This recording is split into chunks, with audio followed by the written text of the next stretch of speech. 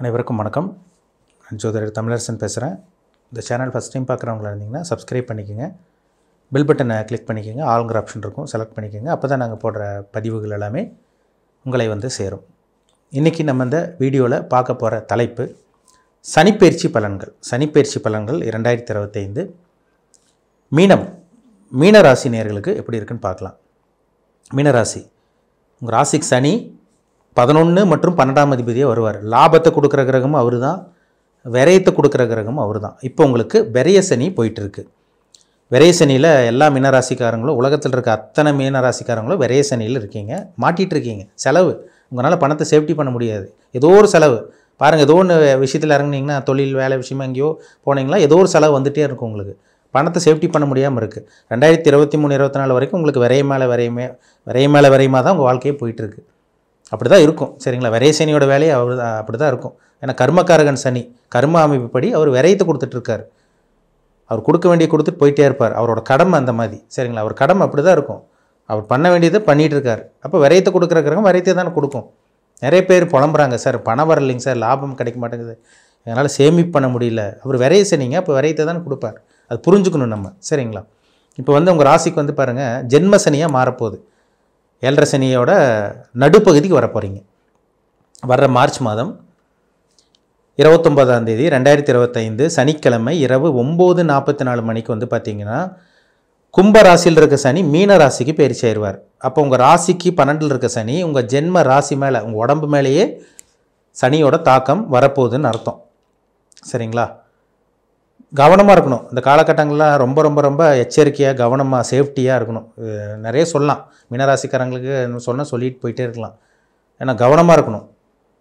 ஏன்னா கொஞ்சம் தடுமாறினீங்கனாலும், கொஞ்சம் ஏமாந்தீங்கனாலும் அடுத்த லைஃப் வந்து வேறு மாதிரி கொண்டு போய் விட்டுரும். சனி உங்களை கீழே தள்ளி விட்டுருவார். சரிவை சந்திக்கிறது தான் சனி உங்களை பார்ப்பார், கீழே கொண்டு போகிறதுக்கு தான் பார்ப்பார் சனி.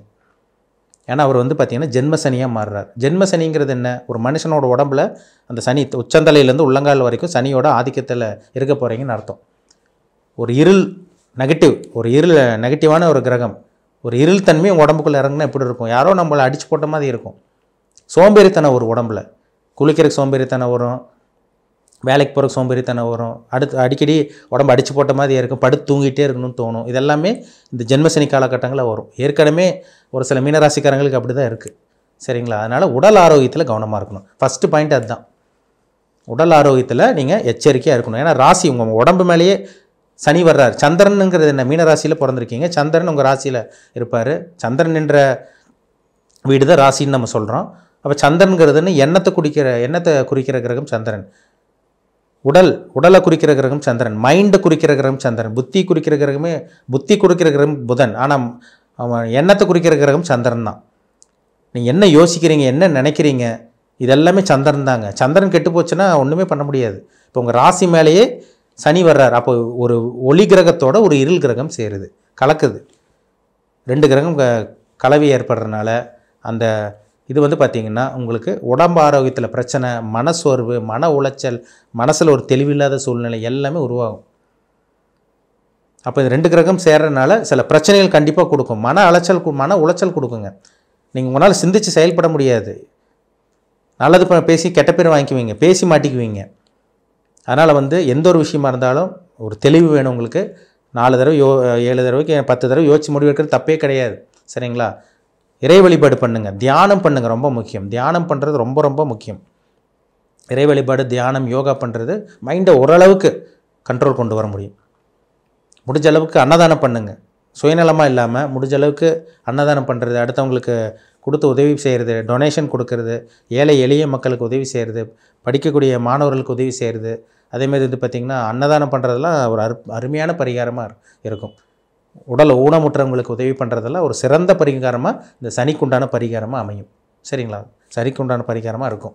அதனால் ரெகுலராக ஃபாலோ பண்ணுங்கள். உங்களால் முடிஞ்ச அளவுக்கு உதவி பண்ணுங்கள். அதேமாதிரி வந்து பார்த்திங்கன்னா இந்த லவ் பண்ணிகிட்டு இருக்கவங்க கேர்ஃபுல்லாக இருக்கணும். இந்த காலகட்டங்கள் தான் லவ் பிரேக்கப் ஆகிறது, கணவன் மனைவிக்குள்ளே பிரிவினை வர்றது, சந்தேகம் வர்றது, இதெல்லாமே இந்த காலகட்டங்களில் தான் உருவாகும். மீனராசிக்காரங்க கவனமாக இருக்கணும். சொந்த தொழில் தான் ஆரம்பிச்சிடாதீங்க. சொந்த தொழில் கண்டிப்பாக நஷ்டத்தை தான் கொடுக்கும். ஜென்மசனியில் சொந்த தொழில் பண்ணால் நிச்சயமாக நஷ்டத்தை தான் கொடுக்கும். ஏற்கனவே உங்களுக்கு விரைய மேலே விரையமாக போயிட்டுருக்கு.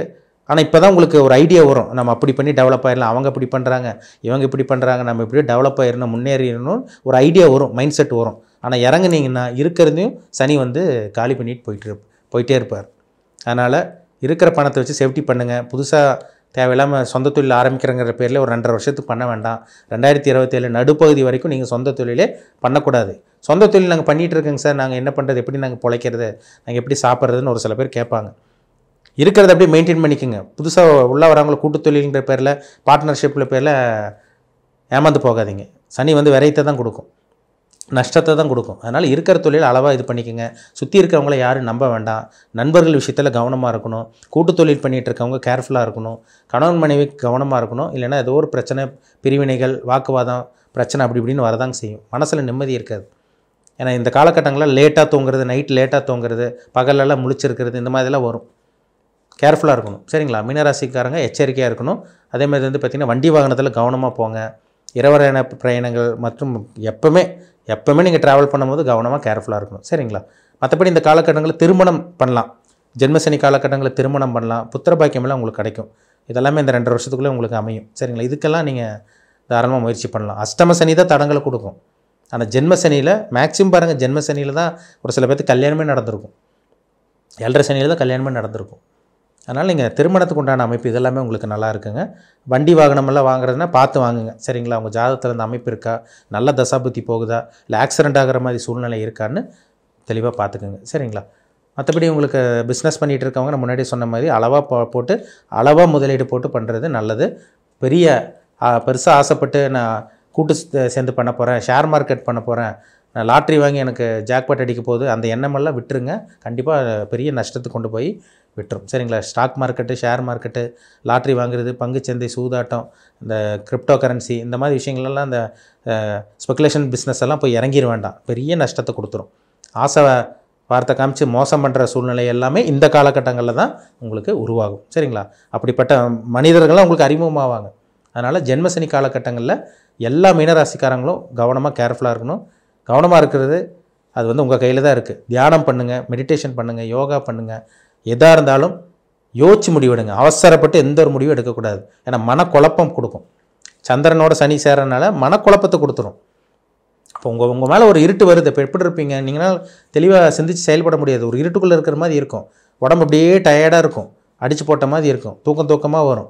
குளிச்சுட்டு நீங்கள் ஃப்ரெஷ்ஷாக வெளியே குளிச்சுட்டு வந்தால் கூட அசௌகரியமாக இருக்கும், டயர்டாக ஃபீல் பண்ணுவீங்க, மந்தமாக இருக்கும், டல் அடிக்க வைக்கும். சனினாலே டல் அடிக்கக்கூடிய கிரகம் தான், இருள் கிரகம். அப்போ உங்கள் மேலே வந்து எப்படி இருக்கும் அதை புரிஞ்சுக்குங்க. சரிங்களா? அதனால் மீனராசிக்காரங்க நீங்கள் வந்து பார்த்திங்கன்னா 3 நட்சத்திரம், அந்த 3 நட்சத்திரக்காரங்கள ஏதோ ஒரு இதில் தான் நீங்கள் பிறந்திருப்பீங்க.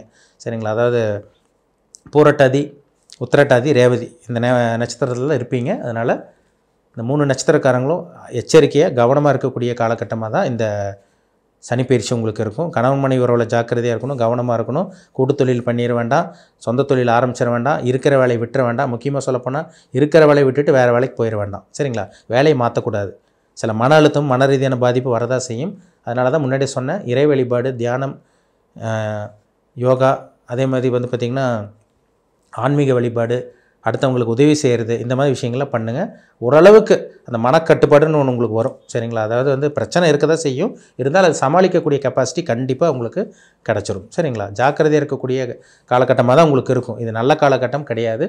மன அழுத்தமும் டிப்ரெஷனும் ஸ்ட்ரெஸ்ஃபுல்லான ஒரு வாழ்க்கை தரக்கூடிய காலகட்டமாக தான் இந்த சனிப்பெயர்ச்சி எல்லா மீனராசிக்காரங்களுக்கு இருக்கும். அதனால் எச்சரிக்கை, கவனமாக இருக்கணும். சரிங்களா? கேர்ஃபுல்லாக இருங்க.